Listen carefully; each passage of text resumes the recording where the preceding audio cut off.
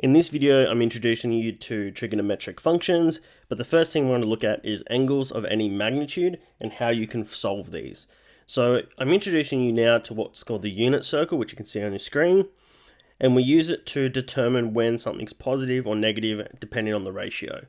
So if you look at the top right corner in the first quadrant, that's from 0 to 90. Second quadrant's from 90 degrees to 180. Third quadrant's 180 to 270, and then from 270 to 360. All right. Now each of these quadrants have specific things. Everything's positive, or all things are positive in the first quadrant. Sine's the only one that's positive in the second quadrant. Third is the only one. Tan's the only one that's positive in the third, and cos is the only positive in the fourth. Now, how a lot of people remember this is all stations to central. So ASTC, the ASTC circle, all stations to central. So all being quadrant 1, stations being sine in quadrant 2, 2 being tan in quadrant 3, and central being cos in quadrant 4. Now I'm going to introduce how these work. So in quadrant 1, if we had something like sine theta, now that's going to be a positive value. If we had cos theta, it would also be positive. And then if we had tan theta, it would also be positive. If I move down to quadrant 2, how we do it this time, it's going to be sine, and then you have 180 minus whatever your angle is, and that's going to be positive. Then you have cos 180 minus theta, but that's going to be a negative value. And then tan 180 minus theta equals negative. In the third quadrant, which was our 2-part, sine, and it's going to be 180 plus theta equals negative. Cos 180 plus theta equals negative. And then tan 180 plus theta equals positive. And we go to the fourth quadrant. Sine 360 minus theta is negative. Cos 360 minus theta equals positive. And then tan 360 minus theta equals negative.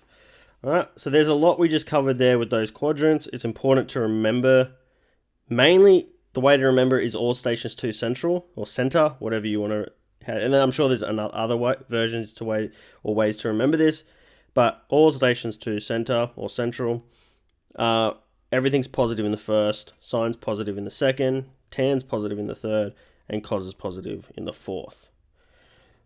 Now we're going to move on to our exact values. Now, on your screen are two triangles. They're very unique triangles, and they will be given to you on your formula sheets if you're doing the New South Wales course. So you don't need to actually memorize these, but you do need to know how to use them. And I'm going to cover that quickly in our next example. So here we have find the exact value, and the key word here is exact. Whenever you see the word exact, it's usually referring to these two triangles above. Exact value of tan 330. Okay, so I know that 330, I know that's in quadrant 3. Okay? Quadrant 4. Quadrant 4. And I do know that in quadrant 4, tan is negative. So I know my answer is going to be a negative number. But the next thing I'm looking at is, well, I need to find out what that's my theta. So 330, so theta equals 330. So I'm going to use the formula that we had for tan in quadrant 4, which was tan 360 minus 330, which is my theta, equals tan 30. All right. I know I've done it right because I've got 30 degrees. Now, wherever it says exact value, you're usually going to get either a 45, a 30, or a 60, because those are the angles for the triangles above. So I know I'm dealing with tan 30, which just happens to be the angle for the triangle on the right. So I go up here and I say, well, I'm trying to find tan 30. And I know tan is opposite over adjacent. So opposite and adjacent over here. So I know I'm going to have 1 over root 3. So tan 30 equals 1 over root 3. But remember we said tan's negative in this quadrant. So negative 1 over root 3. Alright, so you can do this for angles even greater than 360. So we're going to do one of those now. So we start by finding, well, how much bigger than 360 this is. So if I go 510 minus 360, that's going to get me 150 degrees.